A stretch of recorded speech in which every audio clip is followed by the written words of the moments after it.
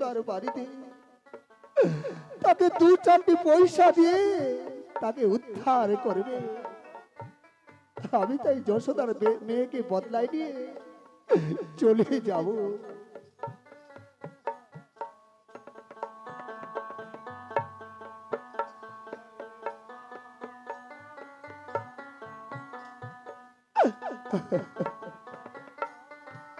হতভাগা সন্তান, আমি যে চলে যাচ্ছি রে খোকা, তুই যশোদার বাড়িতে আজ থেকে থাকবে। না না না, আমাকে যে এখান থেকে তাড়াতাড়ি চলে যেতে হবে। যশোদা যদি জ্ঞান ফিরে পায়, আমাকে দেখে ফেললে আমার সব সর্বনাশ হয়ে যাবে। আমি তাড়াতাড়ি করে এখান থেকে চলে যাব।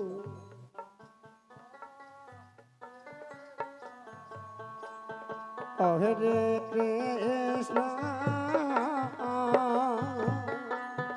হরে কৃষ্ণ কৃষ্ণ কৃষ্ণ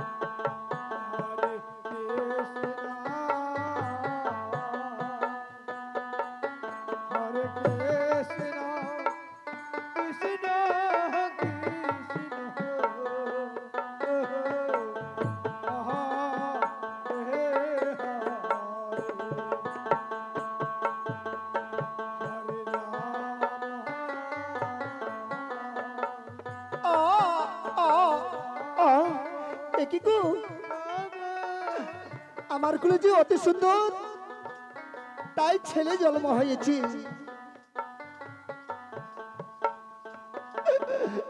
না না না, পারের কাজগুলো সেরে নিতে যেতে হবে।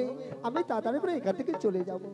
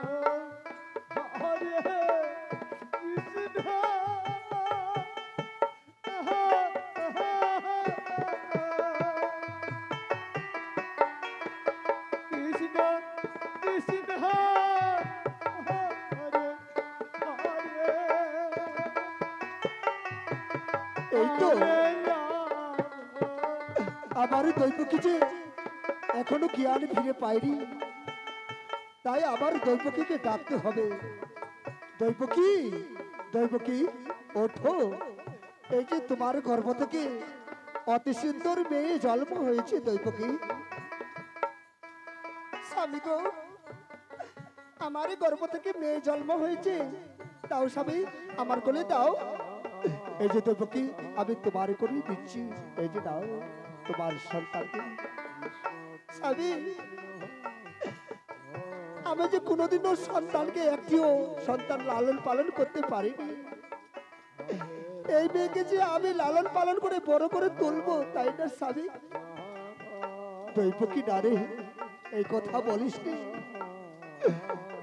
এই মেয়েকে যে দাদা কংসের হাতে সমাপন্ন করতে হবে, যতদিন না পর্যন্ত এই মেয়েকে আমরা দাদা কংসের হাতে সমাপন্ন করতে না পারি, ততদিন পর্যন্ত যে এই অন্ধকারে আমাদেরকে কাল যাপন করতে হবে। দৈবকী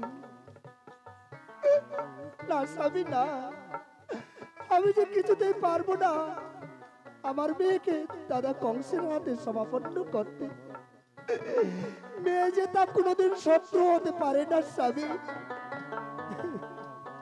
আমি এই মেয়েকে দিতে পারবো না। দৈবকী, তুমি যখন লালন পালন করতে চেয়েছো, তবে চলো না দুইজনে আমরা চলে যাব। এই তো অন্ধকারের দরজা সব খোলা রয়েছে। দুইজনে যাব দাদা কংসের কাছে। তার কাছে গিয়ে আমরা দু হাত ধরে বিনতি করে বলবো, ওগো দাদা, একটিও সন্তানকে যে আমরা লালন পালন করতে পারিনি। মেয়ে যে কোনোদিন শত্রু হতে পারে না, এই মেয়েকে আমাদেরকে লালন পালন করতে দাও। তাই গিয়ে আমরা দাদা কংসের কাছে বলবো। ঠিক আছে স্বামী, তাই হবে। আমরা দুজনে দু হাত ধরে বিনতি করে গিয়ে বলবো, এসো স্বামী, চলে এসো।